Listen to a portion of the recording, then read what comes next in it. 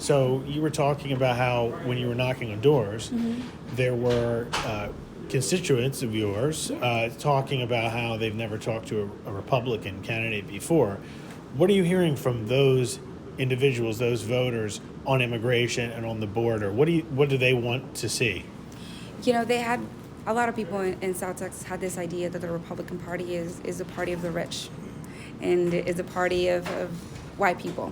So when they see someone that was born in Mexico that looks like them, that has a similar story, it is very surprising to them. But I tell them, this is what the Republican Party is. This is who we are. We are the future of the Republican Party, and we're wanting to put your community, your families first. And when I tell them that, it resonates because they also are feeling, the cost of living is a lot higher, the gas is going up, groceries is going up. They have a lot less money in their pockets, and they're saying, ¿y nosotros qué?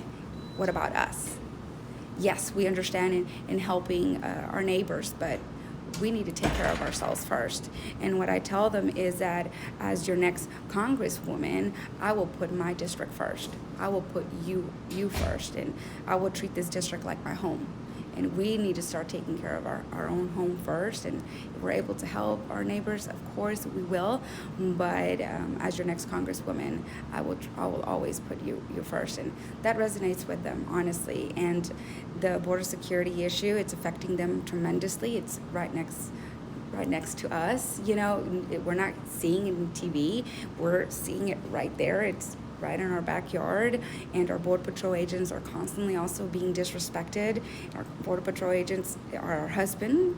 My husband is a Border Patrol agent, but our Border Patrol agents are our neighbors, they're our daughters, they're our familia.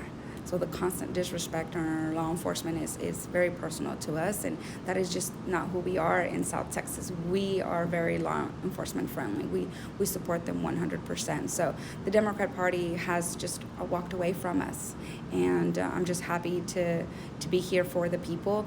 Politics aside, I'm here to represent all people from Texas 34, and I'm proudly doing that. And when it comes to the situation on the border, you're seeing it up close and personal. What could you share with the American public that maybe they don't see in news reports or on video? What, in terms of your observations, what are maybe the top one or two things that you think the public needs to know about the way the border is being handled by the Biden administration? The Biden administration and the Democrat Party claim that they're helping immigrants. Explain to me how having immigrants crossing a dangerous river, having to go through rape and abuse, and having to pay criminal organizations thousands of dollars, how is that helping anyone? If we really want to help someone, if we really want to help the immigrants, we would focus on legal immigration and the process. How can we encourage good people to come to this country, do it the right way, where they don't have to go through such dangerous journey? Over 60% of women and children are being abused.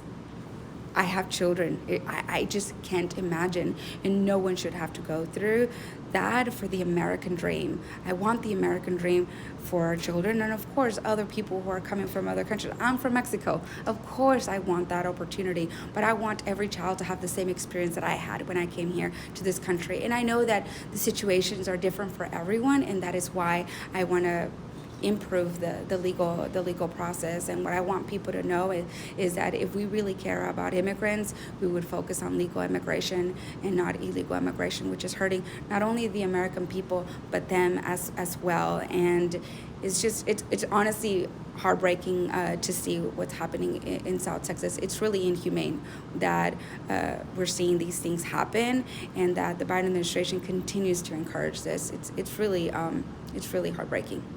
And based on my interviews with Democratic leaders, and I'm sure you've heard similar arguments, that amnesty or just a path to citizenship or legal status is the way to generate support and get enthusiasm among the Hispanic community, talking about that issue and the need to offer a path to citizenship. Do you see it that way, promising that as what Hispanics really want, who are voters in the United States?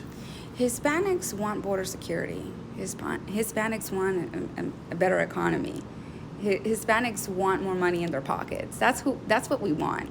And we cannot move forward in immigration reform until we get those things taken care of.